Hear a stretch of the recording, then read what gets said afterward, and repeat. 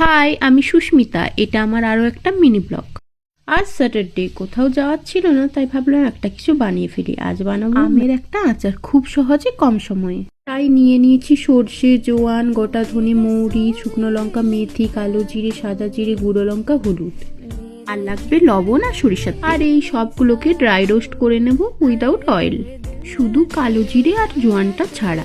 দেন এইগুলো থেকে সুন্দর স্মেল বেরিয়ে এলে এগুলোকে গুঁড়ো করে নেব, হাফ গুঁড়ো করে নেব। এই দেখো, হঠাৎ করেই মনে পড়লো এই যে আমাদের তো মিক্সারটা রিসেন্টলি খারাপ হয়ে গেছে, তো কিসে গুঁড়ো করবো। তাই মুখটা প্যাচার করে একটু বসে ওয়েট করছিলাম মায়ের জন্য, যে মা ঘুম থেকে উঠলে মাকে বলবো একটু শিলনোড়াতে গুঁড়ো করে দিতে।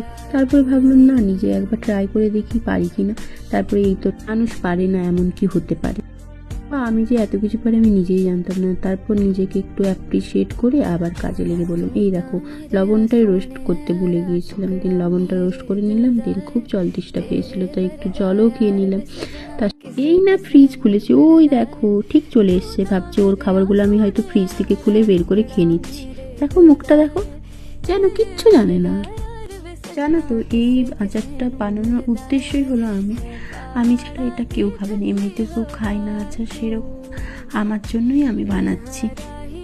যখন অফিস যায় না, একটু টাইম থাকে না বেশি কিছু রান্না করার মতন, কোনো দিন একটা সবজি থেকে দুটো সবজি করতেই পারি না। তাই এই একটু আচার থাকলে তবু ভাতটা মুখে দিয়ে খাওয়া যায়।